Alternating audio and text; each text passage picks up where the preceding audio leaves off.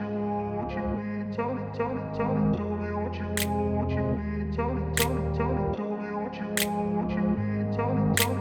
grew up in a place where they told you what to chase, told you how to run the race. Every move was on the page, but I didn't like their way.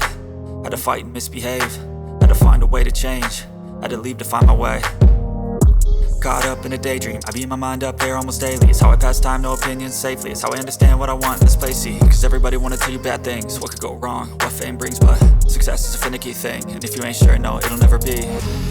Всем привет! Это очередной влог из Польши. И мы начинаем! Помните, я рассказывала немного о польской архитектуре? И вот посмотрите, это дом, который построен совсем недавно. Посмотрите, в каком он стиле.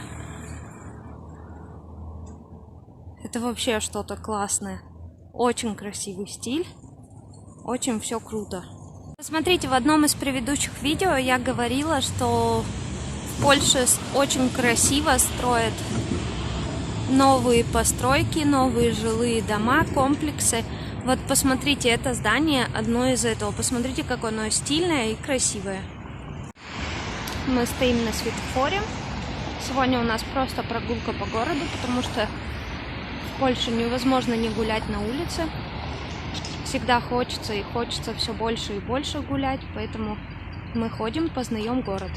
Сегодня мы с вами поговорим на тему того, как же жители Польши, поляки, отличаются в бытовых вопросах и что странного в бытовом вопросе я встретила, пока пожила тут. Вот посмотрите, стоит старое здание и рядом два новых. И эти здания прекрасно сочетаются вместе. Посмотрите, вот я вам говорила, новые постройки. Посмотрите, как красиво, мило, аккуратно. И вот это вот обычный дом. Тут, скорее всего, да, это квартирный дом, кстати, квартирный. Посмотрите, как он сочетается. И здесь идет реставрация маленького старого исторического здания, скорее всего. Я не знаю, когда оно построено, к сожалению. Но посмотрите, вот эти вот старые эксклюзивные здания, их никто никогда не разрушает. Их все ремонтируют. И никто не собирается разрушить его, это здание, и втолкнуть туда, построить там обычный панельный дом. Вот опять же, посмотрите, старенькое здание историческое. И рядом стоят обычные новые дома. Но только они сделаны так, что посмотрите, какие они маленькие, аккуратненькие и красивые. И без всяких там оранжевых, таких ярких, вызывающих принтов. И у всех на балконах, посмотрите, какой порядок. Первое, чем отличаются люди в Польше. Поляки очень громко разговаривают. Да, по-моему, в каком-то видео я уже это упоминала. Второе, что бы я хотела заметить, это то, какие вкусовые пристрастия здесь у людей. Здесь люди почти что не едят хлеб. Один раз у меня была ситуация, когда я ужинала с поляками, и на ужин была картошка с мясом. Я начала кушать картошку и попросила хлеб. Вы даже не представляете, насколько удивились люди, когда я попросила хлеб. Они говорят, как так? Хлеб с картошкой? Как это так возможно есть? Хлеб тут используют в большинстве случаев для приготовления канапок.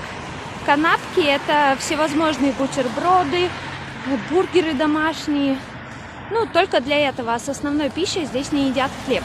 Также здесь не особо любят пить чай. Больше уделяют вниманию кофе. Чаще пьют кофе, либо какие-то газированные напитки. Также еще хотелось бы рассказать в быту, что удивительного и странного для меня. В Польше, даже если на улице зима, даже если очень холодно, многие открывают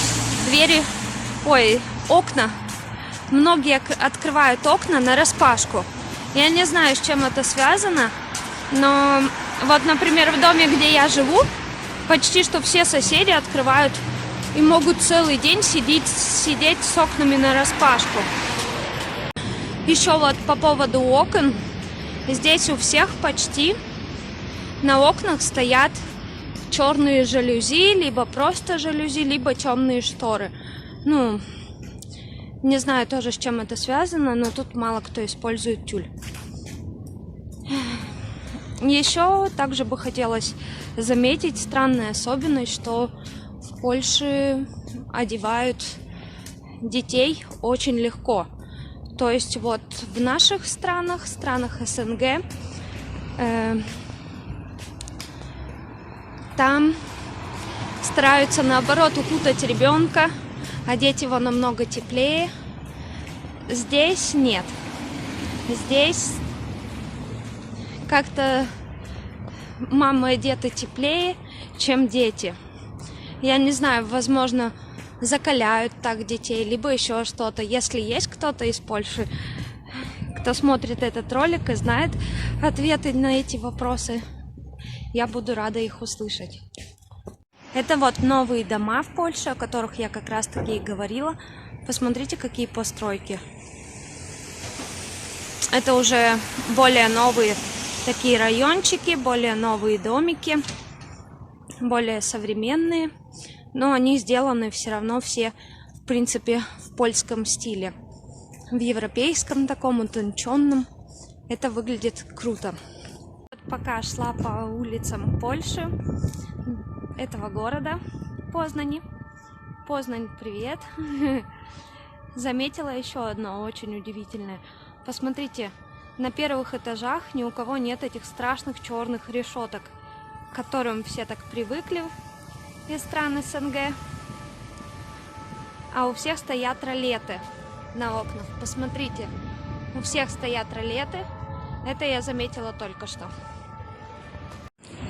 Мы тут присели отдохнуть с Ясей. Сидим, ждем, когда к нам папа придет. А пока сидим, посмотрите, как красиво. Очень красиво. Такое ощущение, как будто ты в сказке живешь.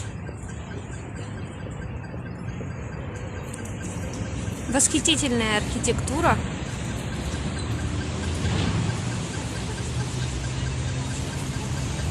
Сегодня на улице очень-очень тепло. Прям вообще. Еще очень и очень интересно то, что в Польше очень экономные люди. В плане вот воды, допустим, здесь очень сильно экономят воду. Да, здесь почти что во всех квартирах стоят души. Все это делают очень быстро, закрывают воду, когда чистят зубы. Ну, я не могу сказать все, конечно, потому что я как бы мало еще познакомилась, но я так узнаю информацию, листаю, читаю, поэтому как бы многие так делают. Вот. Многие люди, да, очень экономят воду, очень экономят свет. Здесь, кстати, очень рано выключают свет в квартирах. Это вот еще одна особенность. Там в 8-9 вечера почти что везде уже закрыты эти темные жалюзи, и нет света в квартирах, либо свет стоит такой минимальный, какой-то светильник. Вот мы и встретились с папой. Теперь идем немножко еще прогуляться и пойдем домой. В общем, мы кушаем фритки. И... Ясь, вкусно?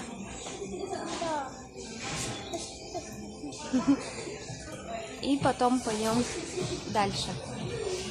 Видите, дом на реставрации впереди.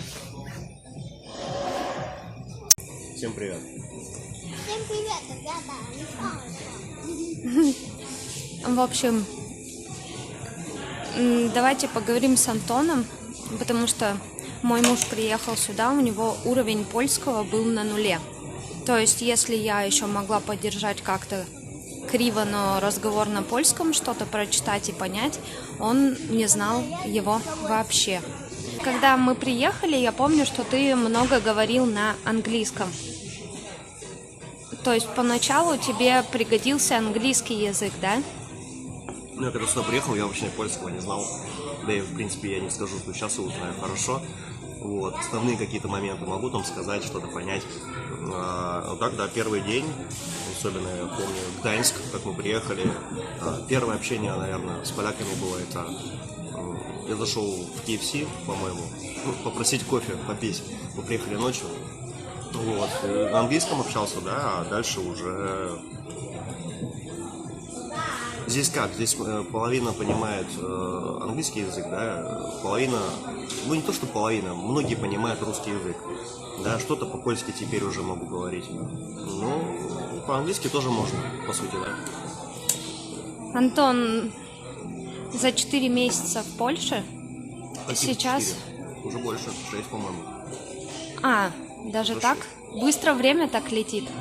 В общем, за полгода в Польше Антон сейчас, в принципе, может поддержать неплохо разговор на польском. Как неплохо, так? Нет. Постой. Нет, он вполне нормальный, его все понимают.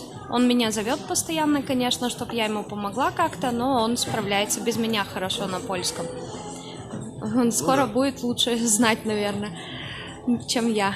Ну и на работе тоже. То на польском, то на английском как-то что-то. Ну да, а на работе дают ли тебе как сказать, ты же работаешь на кухне, правильно? И дают ли тебе какие-то скидки, так как ты работаешь в Польше? Везде же нужно говорить на польском, как бы тебе иногда просят что-то на английском, может быть, или кто-то да на нет, с этим русском. проблем на самом деле никогда не было. Единственное, бывают моменты какие-то, да, там недопонимания, там, да, что-то говорят, и ключевые слова понимаешь, и, ну, в принципе, тебе понятно, что от тебя хотят, да, там, или что тебя просят. Но никогда проблем не было, так, как таковых. Ни разу не было такого, чтобы вот прям проблема. Так, либо английский, либо польский. Ну, отлично. То есть проблем с польским у нас особо не было. Да. То есть, если вы не знаете польский язык совсем, то, в принципе, это не повод сюда не ехать. Да, это не повод сюда не ехать, потому что здесь, во-первых, вы в этой среде выучите его еще быстрее, а во-вторых, здесь будет больше практики, и здесь некоторые люди спокойно говорят на английском, либо же можно с кем-то даже поговорить по-русски, потому что иногда к нам подходят поляки и прям разговаривают с нами на русском. Ладно, мы будем доедать, допивать свой кофе. Попозже выйдем на связь. Видите, в Познане идет полным ходом ремонт города. Везде меняют рельсы, почти везде. Ремонтируют улицы. Подготовка к сезону. Да, подготовка, наверное, к сезону. Либо просто обновляют. Но я советую всем, кто все равно собирается ехать в Польшу, особенно на постоянное место жительства, вам все равно нужно выучить польский чисто для себя, потому что с польским языком вам будет, во-первых, легче, а во-вторых... Что во-вторых? На первое время это не проблема, если его кто-то не знает, это небольшая проблема, чтобы не повод, я бы сказал бы, это не повод сюда не ехать. Вот. В любом случае, со временем он выучится, и, да, скажи, вот, он выучится, и приезжайте в Польшу. Да? Ну а мы наконец-то идем домой. Не забывайте подписываться и ставить лайки. Всем пока-пока, до новых встреч! Пока-пока! Пока-пока.